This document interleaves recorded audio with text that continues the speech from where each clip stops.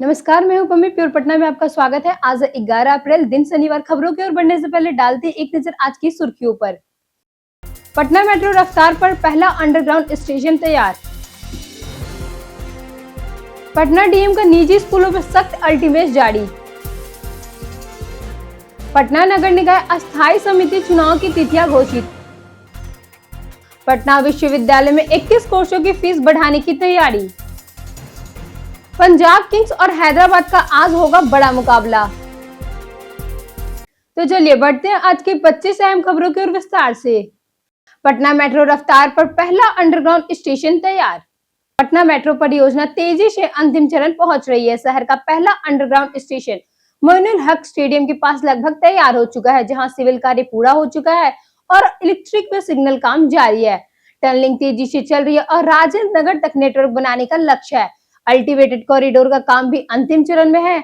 संचालन शुरू होने से पहले सुरक्षा निरीक्षण और फायर एनओसी जरूरी है। मंजूरी मिलते ही पहले चरण में भूतनाथ से मलाही पकड़ी तक मेट्रो सेवा होने की उम्मीद है। पटना ट्रैफिक को राहत, 10 मिनट में पूरा होगा सफर। पटना में पब्लिक ट्रांसपोर्ट को मजबूत करने के लिए मई से इलेक्ट्रिक लग्जरी बस सेवा शुरू होने जा रही है। यह बसें गांधी मैदान से हाजीपुर तक अटल पथ और जीपी सेतु से रास्ते चलेंगी। इस सेवा से ट्रैफिक जाम कम होगा और कई रूट्स तक सफर समय करीब 1 घंटे से घटकर 10 मिनट हो सकता है। करीब 20 से अधिक इलाकों में 5 लाख लोगों को बेहतर कनेक्टिविटी मिलेगी। ये इलेक्ट्रिक बसें किफायती किराए, आधुनिक सुविधाएं और कम प्रदूषण के साथ शहर के ट्रांसपोर्ट सिस्टम में बड़ा बदलाव लाएगी। पटना डीएम का निजी स्कूलों पर सख्त अल्टीमेट जारी। पटना के जिला अधिकारी ने निजी स्कूलों की मनमानी रोकने के लिए सख्त आदेश जारी किए हैं। इसके तहत री एडमिशन शुल्क पूरी तरह प्रतिबंधित होगा और फीस वृद्धि अधिकतम 7% तक सीमित रहेगी। यह नियम Bihar private school fee regulation act 2019 के तहत लागू किया जा रहा है। ड्रेस, किताबें और अन्य सामग्री किसी विशेष दुकान से खरीदने के लिए बाध्य करना भी अवैध होगा। नियमों के उल्लंघन पर औचक निरीक्षण और जांच टीम कार्रवाई करेगी। पहली बार 1 लाख और बाद में 2 लाख रुपए तक जुर्माना लगाया जाएगा। शिकायतों के निपटारे के लिए समिति गठित की गई है, जो 30 दिनों के भीतर कार्रवाई सुनिश्चित करेगी। पटना हाईकोर्ट एडवोकेट चुनाव में 102 उम्मीदवार मैदान पे। पटना हाईकोर्ट एडवोकेट एसोसिएशन के चुनाव को लेकर माहौल गर्म है। 9 पदों के लिए 109 उम्मीदवार मैदान में हैं, जिनमें उपाध्यक्ष, संयुक्त सचिव और सहायक सचिव पदों में कड़ी टक्कर है। अध्यक्ष पद के लिए कई वरिष्ठ अधिवक्ता चुनाव लड़ रहे हैं, जबकि उपाध्यक्ष के 3 पदों पर सबसे ज्यादा 24 उम्मीदवार है। महासचिव, संयुक्त सचिव और अन्य पदों पर भी मुकाबला रोचक बना हुआ है। 17 अप्रैल को 5262 मतदाता मतदान करेंगे, जबकि 18 अप्रैल को मतगणना होगी। चुनाव के दौरान न्यायिक कार्य प्रभावित न हो, इसके लिए प्रशासन ने विशेष निर्देश जारी किए हैं। गलत सूचना देने पर बहाली रद्द, कोर्ट का बड़ा फैसला।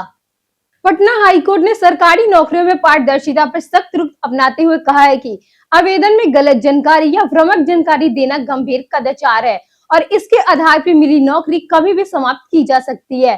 कोर्ट ने सेंट्रल एडमिनिस्ट्रेशन ट्रिब्यूनल के इस आदेश को रद्द कर दिया, जिसमें एक ग्रामीण डाक सेवा की बहाली का निर्देश दिया गया था।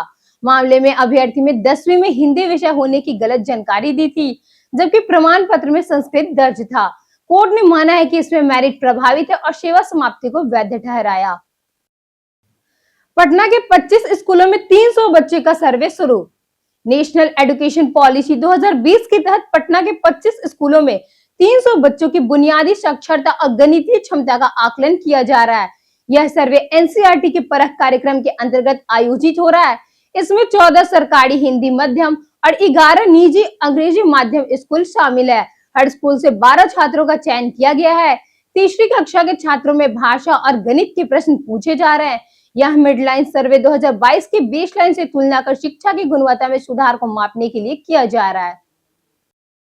पटना सिटी में चोरों का बढ़ता आतंक, प्रशासन विफल। पटना सिटी में पिछले 8 दिनों में अज्ञात चोरों ने 4 थाना क्षेत्रों में लगभग 1 करोड़ रुपए की संपत्ति चोरी कर ली है। माल सलामी, अगमकुआ बाईपास और सुल्तानगंज क्षेत्रों में बंद घरों को निशाना बनाया गया। कहीं जेवरात, कहीं नकदी तो कहीं घरेलू सामान की बड़ी चोरी हुई। कई मामलों में पुलिस जांच और आश्वासन दस्ता के बावजूद कोई सफलता नहीं मिली। पीड़ितों ने पुलिस पर लापरवाही का आरोप लगाया। दिन दहाड़े हो रही चोरी से अपराधियों का मनोबल बढ़ रहा है और लोगों में डर व आक्रोश बढ़ रहा है। पुलिस की कार्रवाई पे सवाल लगातार उठ रहे हैं अभी भी। पटना नगर निकाय अस्थायी समिति चुनाव की तिथियां घोषित। पटना जिला प्रशासन ने नगर निकाय की सशक्त अस्थायी समिति का चुनाव की तारीख घोषित कर दी है। पटना नगर निगम और मोकामा नगर परिषद में 20 अप्रैल को चुनाव होंगे, जबकि 12 निकाय में 17 और 18 अप्रैल को मतदान कराया जाएगा। पूरी प्रक्रिया 15 से 20 अप्रैल के बीच संपन्न होगी। नगर परिषद और नगर पंचायत में 3-3, जबकि नगर पटना नगर निगम में 7 सदस्य चुने जाएंगे। सभी वार्ड परिषद गुप्त मतदान करेंगे। नामांकन से शपथ तक की प्रक्रिया एक ही दिन सुबह 8 बजे से पूरी होगी। मतदान के बाद तुरंत मतगणना और शपथ दिलाई जाएंगी। साथ ही पूरी प्रक्रिया की वीडियोग्राफी भी होगी। पाटलिपुत्र विश्वविद्यालय में 21 कोर्स की फीस बढ़ाने की तैयारी। पाटलिपुत्र विश्वविद्यालय में 21 रेगुलर कोर्सों की फीस बढ़ाने की तैयारी है, क्योंकि 14 कॉलेजों में ये कोर्स बिना सेक्शन शिक्षकों के 2012 से चल रहा है। पहले मगध विश्वविद्यालय के अधीन ये कोर्स गेस्ट फैकल्टी के भरोसे संचालित रहे हैं। अब आर्थिक बोझ बढ़ने के कारण इन्हें सेल्फ फाइनेंस मोड में बदला जाएगा, जिससे फीस में बढ़ोतरी होगी। विश्वविद्यालय ने शिक्षकों के पद स्वीकृति कराने के बावजूद यह विकल्प चुना है, जिससे छात्रों पर अतिरिक्त भार पड़ेगा। नई व्यवस्था एकेडमिक काउंसलिंग, सिंडिकेट और सीनेट की मंजूरी के बाद लागू होगी। जाने आज कैसा रहेगा पटना के मौसम का मिजाज। पटना में आज मौसम गर्म और शुष्क रहने वाला है। सुबह तापमान लगभग 23 डिग्री रहेगा और हल्की हवाएं चलेगी, जिससे थोड़ी ठंडक महसूस होगी। दोपहर में तेज धूप के साथ तापमान 37 डिग्री तक पहुंच जाएगा और गर्मी ज्यादा महसूस। आर्द्रता के कारण मौसम शुष्क रहेगा और लेकिन गर्म हवाएं चल सकती है। शाम की तापमान की बात करें तो 39 डिग्री तक पहुंचने की संभावना है, जिससे उमस और गर्मी बढ़ेगी। रात में तापमान घटकर 29 डिग्री तक हो जाएगी और थोड़ी राहत मिल सकती है। पूरे दिन बात करें तो पूरे दिन की बारिश के होने की संभावना नहीं है, इसलिए मौसम साफ और धूप भरा रहेगा। पटना में रैबिज मुक्त अभियान, 7,000 कुत्तों की नसबंदी।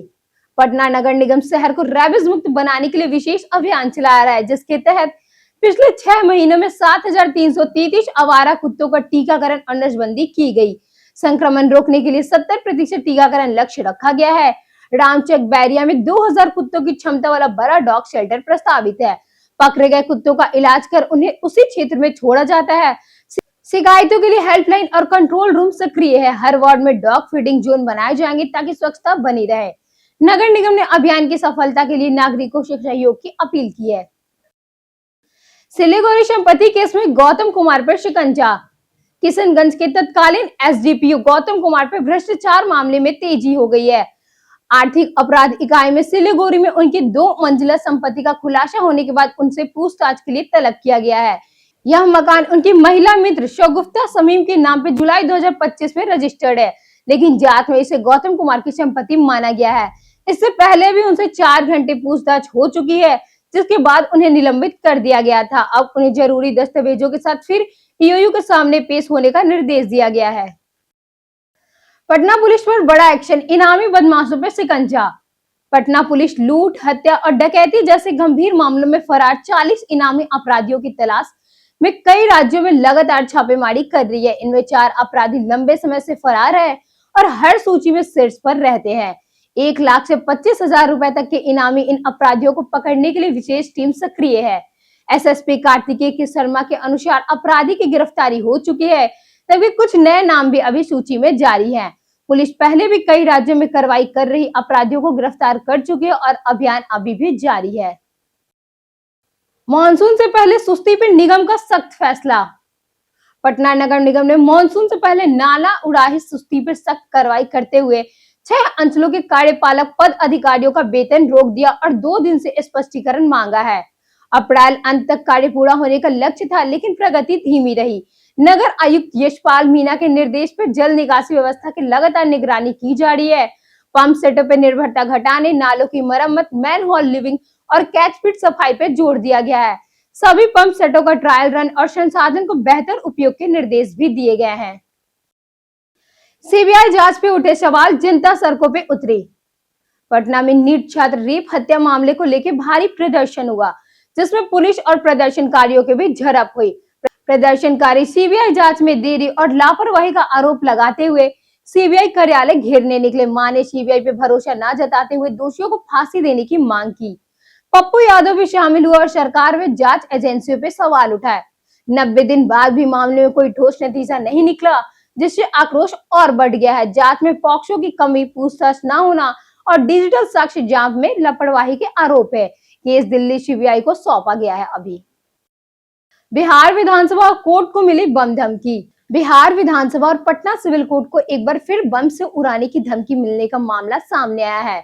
सूचना के अनुसार दोनों संस्थाओं को ईमेल के जरिए धमकी भेजी गई, जिसमें विस्फोट की चेतावनी दी गई थी। धमकी मिलने के बाद सुरक्षा एजेंसियां तुरंत सतर्क हो गई और बम स्क्वाड तथा डॉग स्क्वाड की टीमों को मौके पे भेजा गया। प्रशासन ने स्थिति पर नजर बनाए रखी और किसी भी संभावित खतरे को देखते हुए सुरक्षा बढ़ा दी गई है। अभी तक सिर्फ धमकी मिलने की पुष्टि है और जांच जारी है। पेपर लीक विवाद में आईजीएमएस के डीन ने दिया इस्तीफा। पटना के इंदिरा गांधी आयुर्वेदिक संस्थान में एमबीबीएस और पीजी फाइनल परीक्षा में गड़बड़ी का मामला सामने आया है। 11 मार्च को मिले एक बेनाम ईमेल के बाद जांच में कॉपियां में छेड़छाड़, पेपर लीक और परीक्षा के बाद उत्तर लिखवाने जैसे अनियमितता उजागर हुई है। करीब 40-50 छात्रों की संलिप्तता की आशंका है। आरोपी कर्मी पे कार्रवाई न होने से इंतजार डीएन प्रकाश दुबे ने इस्तीफा दे दिया। 2 अप्रैल को डॉक्टर नीरू गोयल का नया डीएन बनाया गया। मामले में जांच जारी है, लेकिन ठोस कार्रवाई नहीं होने से सवाल उठ रहे हैं। घूस लेकर टेंडर दिलाने में फंसे अभियंता उमेश। नगर विकास विभाग के कार्यपालक अभियंता उमेश कुमार सिंह पर एसयूवीएस ने आय से अधिक संपत्ति का केस दर्ज किया है। उन पर रीशु श्री की कंपनी को टेंडर दिलाने और बिल भुगतान के बदले घूस लेने का आरोप है। पहले ईडी की छापेमारी उनके ठिकाने को 1 करोड़ रुपए नगद बरामद हुए। इस मामले में अन्य अधिकारियों यहां भी रकम मिली है। वहीं एक अलग मामले में रिटायर्ड इंस्पेक्टर राजीव नयन कुमार सिंह का पटना स्थित फ्लैट जब्त करने का आदेश दिया गया है। निगरानी मामले में अब तक कई अधिकारियों की संपत्ति जब्त हो चुकी है। आयुष्मान आरोग्य मंदिरों की गुणवत्ता सुधार हेतु मासिक बैठक। स्वास्थ्य मंत्री मंगल पांडे ने कहा कि राज्य में आयुष्मान आरोग्य मंदिरों की गुणवत्ता सुधारने के लिए प्रखंड स्तर पर हर माह समीक्षा बैठक आयोजित की जाएगी। इन बैठकों में सामुदायिक स्वास्थ्य अधिकारी और एनएम की उपस्थिति अनिवार्य होगी। राज्य में 14,600 से अधिक आरोग्य मंदिर संचालित है, जिनकी नियमित निगरानी, समस्या की पहचान और समय में सुधार सुनिश्चित किया जाएगा। पोर्टल और स्वास्थ्य प्रबंधन सूचना प्रणाली के जरिए ओपीडी सेवाएं, डेली परामर्श, वेलनेस गतिविधियां, दवा व जांच की उपलब्धता तथा मातृ शिशु स्वास्थ्य का आकलन होगा। बैठक के बाद रिपोर्ट का साझा कर पारदर्शिता और जवाबदेही बढ़ाई जाएगी। एन कॉलेज छात्रों की पहल, चौराहे पे लगाए पानी मटके। एन कॉलेज के लोक प्रशासन विभाग के विद्यार्थी ने सामाजिक जिम्मेदारी निभाते हुए मंदिरों और प्रमुख चौराहे पर पानी से भरे मटके रखे। इस पहल का उद्देश्य गर्मी में राहगीरों को पानी उपलब्ध कराना है। प्राचार्य रेखा रानी के इसे सराहनीय और जनहित में उपयोगी बताया। विभाग अध्यक्ष कविता राज ने कहा कि यह प्रयास छात्रों द्वारा मानवीय मूल्यों का व्यवहार उतारने का उदाहरण है। विद्यार्थियों ने सुरक्षा व्यवस्था के साथ boring road, check post, SK Puri मोड़ और अन्य स्थानों पर मटके रखे, जिससे लोगों को राहत मिल रही है। अब स्कूलों में बच्चों को सिखाई जाएंगी एआई तकनीक। सीबीएसई ने शैक्षणिक सत्र 2026-27 से कक्षा 3 से 8 तक के विद्यार्थियों के लिए कंप्यूटर नेशनल थिंकिंग और आर्टिफिशियल इंटेलिजेंस यानी कि एआई का प्रशिक्षण शुरू करने की घोषणा की है। इसका उद्देश्य बच्चों को तकनीकी रूप से सक्षम बनाना और उनकी तर्कीकी सोच का समस्या समाधान क्षमता तथा पैटर्न पहचानने की क्षमता विकसित करना है। इस कार्यक्रम में तकनीकी से नैतिक उपयोग पे भी विशेष जोर दिया जाएगा। साथ ही शिक्षकों के अनुसार भी नए युग के अनुसार प्रशिक्षित किया जाएगा। प्रशिक्षण में गतिविधि आधारित एआई सिखाने और कंप्यूटेशनल थिंकिंग के मूल सिद्धांत होंगे, जिससे शिक्षा अधिक व्यवहारिक और प्रभावी बन सके। फ्रेंचाइजीज के नाम पर ठगी आरोपी दंपति गुरुग्राम से गिरफ्तार। पटना में वॉशिंग एक्सप्रेसवे फ्रेंचाइजी के नाम पे करीब 100 करोड़ रुपए की ठगी का बड़ा खुलासा हुआ है। बुडको की कंपनी सेक्रेटरी रुचिका प्रकाश कालड़ा को बर्खास्त कर दिया गया है, जबकि उनके पति राहुल कालड़ा को मास्टरमाइंड बताया गया है। पुलिस ने दोनों को गुरुग्राम से गिरफ्तार किया और 12 करोड़ के गबन को पुख्ता सबूत जुटाए। ठगी का नेटवर्क 10 राज्यों में फैला था। आरोपी निवेशकों को ज्यादा मुनाफा का झांसा देकर 11 से 20 लाख रुपए लगवाते थे। शुरुआत में रिटर्न देकर भरोसा जीतते और फिर बड़ी रकम लेके फरार हो जाते। राहुल संकृत्यान जयंती पे वोलगर से गंगा की चर्चा। बिहार हिंदी साहित्य सम्मेलन में राहुल संकृत्यान की जयंती पे समारोह में लघु कथा गोष्ठी आयोजित हुई। अध्यक्ष अनिल सुलभ ने कहा कि वोलगर से गंगा केवल उपन्यास नहीं बल्कि मानव सभ्यता के लगभग 8000 वर्षों की विकास यात्रा का महत्वपूर्ण दस्तावेज है, जिसमें आदि कला से 20वीं सदी तक की प्रगति का चित्रण है। मुख्य अतिथि मनोज प्रभाकर ने बताया कि राहुल संकृत यान का मूल नाम केदार पांडे था और उन पर बौद्ध दर्शन का गहरा प्रभाव था। वे 36 भाषाओं के ज्ञात प्रख्यात लेखक और अनुवादक थे। नीतीश कुमार ने राज्यसभा सांसद के रूप में ली शपथ। बिहार के मुख्यमंत्री नीतीश कुमार ने बीते दिन राज्यसभा सांसद के रूप में शपथ ली, जो उनके लंबे राजनीतिक कैरियर का नया पड़ाव है। उन्हें उपराष्ट्रपति सीपी राधाकृष्णन ने शपथ दिलाई, जिसमें निर्मला सीतारमण और जेपी नड्डा सहित कई नेता मौजूद रहे। इस अवसर पर जीतन राम मांझी ने कहा कि बिहार आपको मिस करेगा, जबकि राष्ट्रीय जनता दल ने इसे राज्य की राजनीति में बड़ा बदलाव का संकेत बताया। खबरों के अनुसार वे जल्द ही मुख्यमंत्री पद छोड़ सकते हैं और एनडीए नए नेतृत्व पर निर्णय ले सकता है। पंजाब किंग्स और हैदराबाद का आज बड़ा मुकाबला।